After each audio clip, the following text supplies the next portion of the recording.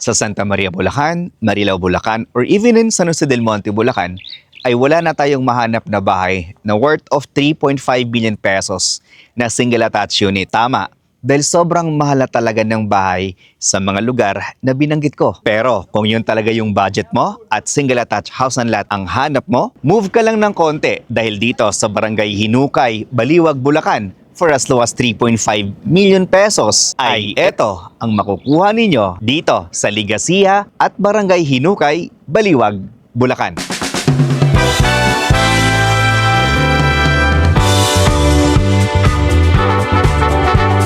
Rog Camacho here, isang licensed real estate broker at ngayong araw ay andito tayo ngayon sa Ligasia Subdivision, Barangay Hinukay, Baliwag, Bulacan to feature this 3.5 million pesos single attached house and lot with a minimum lot area of 80 square meter at ang kanyang floor area ay 50 square meter. Welcome, model unit.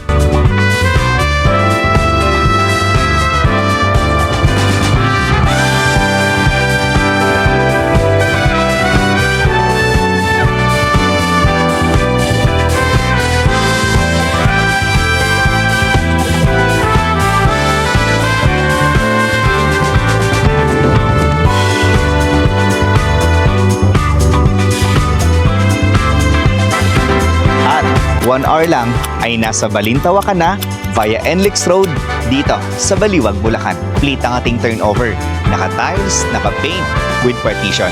Kumpleto din ang ating amenities katulad ng swimming pool, clubhouse, basketball court, children's playground, and higit sa lahat ay malalapad ang ating kalsada. Dito sa ating main road ay meron itong sukat na almost 12 meters wide. At para naman sa ating secondary road ay 8 meters wide. Kaya dito sa Ligasia Homes, Baliwag, Bulacan ay maaliwalas dahil malalapad ang kanilang kalsada.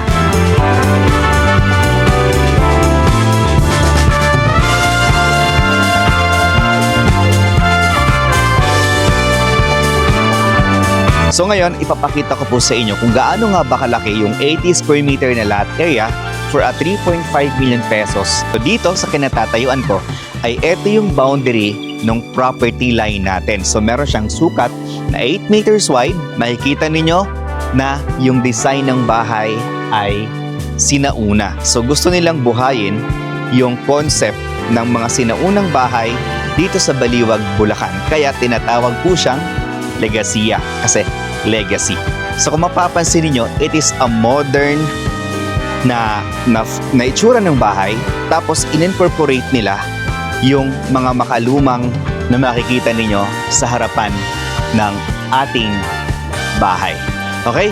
Ang bahay na to ay single attached unit. So meron siyang bintana sa gilid, both sides, at sa harap. So well ventilated ito. Titignan natin pagpasok ng bahay. So dito sa front ay meron tayong space para sa inyong parking area. Ayan. Tapos meron tayong pedestrian gate. Sa turnover ay hindi kasama yung fence and gate natin. So, binigyan lang namin kayo ng idea kung gaano nga ba kalaki yung 80 square meter pag once na nalagyan na natin ng fence and gate. So dito, naglagay sila ng landscape area. Tapos on this side, ito yung setback natin. Meron tayo ditong lanay. Ayan siya. So malakas yung hangin, ano? Buti nagkaroon ng hangin. Tapos, dito naman sa gilid ay nilagyan nila dito ng halaman. So, kung gusto niyo pong i-extend yung bahay ninyo, yung living and dining area ninyo, pwede niyo po itong basagin hanggang dito. Tapos, pwede kayo ditong maglagay ng service area sa side na to. Tapos, dito naman sa side na to, pwede mo itong i-extend. Pwede mo na rin itong gamitin na garden natin. Tapos, this side is our parking space wherein even sedan, van, SUV or pickup, kasyang-kasya ito kasi mahaba naman to. Tapos meron din tayo ditong space, no, para sa inyong service area. Ito siya, laundry area or service area. Okay, so guys, 3.5 million pesos lang. 19,000 pesos sa Pag-ibig or bank financing at ang baba pa ng kanyang down payment, 19,000 pesos per month sa loob ng 36 months. Naka-promo lang kami, kaya samantalahin niyo po yung promo namin dahil malaking bagay yon sa mga future homeowners and investors na nagtitipid ng kanilang monthly down payment. Future homeowners and investors, welcome Model Unit.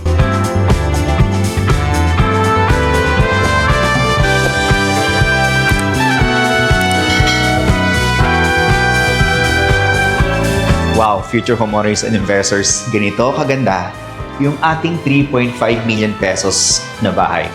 Guys, 3.5 million pesos, hindi siya townhouse at hindi siya bungalow. As in, 2-story siya. So sa mga clients natin na naghahanap ng 2-story na 3.5 million pesos na single attached house and lot na malapit pa sa Balintawak, which is 1 hour away, ay nasa Balintawak ka na at malapit din ito sa New Bulacan International Airport. So ngayon, sa turnover nito, no, kung makikita ninyo, well ventilated tayo. Marami tayong mga bintana. Bintana dito, may pintuan, bintana, at meron tayo ditong sliding door papunta dito sa ating garden area. So kung mahilig kayong magtanim-tanim mga halaman, meron pa rin kayong space para sa inyong mga halaman. Or otherwise, kung gusto niyo naman po nalakihan yung bahay ninyo, no? Kung gusto niyo pong i-extend yung inyong dining area, yung inyong kitchen area, or kung gusto niyo pong mag-add ng isang kwarto dito sa side na to, kung meron kayong kasamang person with disability sa bahay ninyo, po pwede mo itong gamitin as your future expansion on this side. So nasa mga 2 meters pa po ito. Ayan siya. Tapos doon naman yung inyong garden area. Then, meron tayo ditong storage room. Ito siya. Tapos, ito naman yung ating living area. Tapos yung ating dining and kitchen area. So sa turnover ng ating kitchen area, wala tayong cabinet, yung hangin. Tapos dito naman sa kabila ay mga sliding door na tayo. So kung makikita ninyo, sobrang liwanag at well ventilated. Then dito naman yung ating parking space dito sa ating left side. Tapos dito nakikita natin yung ating service area or yung ating laundry area. Bago tayo umakyat sa taas, ito yung kanilang toilet and bath. Complete na rin yan. Kung ano yung nakikita ninyo, ay ganyan na rin po siya turnover. So yung tiles natin doon sa shower area, hanggang dito, floor to ceiling. Tapos meron tayong shower head, tapos water closet, and yung ating lavatory. So next is our second floor. Kung mapapansin niyo po dito, no, yung floor to ceiling height ng bahay ay mataas. Dolmarland na gawa. Talagang matataas yung floor to ceiling height nila. Para nang sa ganon ay hindi po mainit yung ating second floor as well as yung ating ground floor. Kasi dito din naman sa taas ay yan, mataas din yung ating floor to ceiling height. Tapos makita niyo, since buhos tayo, may mga poste tayong makikita. Ito, may bigat tayo dito, may mga poste. Kaya, syempre, maano naman ngayon yung lindol, no? So dito, so matibay naman po dito. Then, eto, yung ating bedroom number 1. Wow! So for our bedroom number 1, ito yung ating, dito natin ilagay yung ating bed. Meron tayong malaking bintana dito at ganun din dito. Tapos, meron tayong saksakan sa aircon. Kita din natin yung biga. Tapos, ayan, nakasiling na din tayo. Tapos, dito natin ilagay yung ating cabinet sa side na to. Next is yung ating toilet and bath. So sa toilet and bath naman natin, kung ano yung pinakita namin sa inyo kanina, ay ganun din dito. Then, this is our master bedroom. So for our master bedroom, guys, makita ninyo, well ventilated at maaliwalas. Kasi meron tayong corner window, tapos may malaking window pa tayo. Then, ganito siya kalaki. Then, meron tayong saksakan dito sa inyong aircon. This is the price for our Sueño model unit with a lot area of 80 square meter and the floor area is 25 square meter.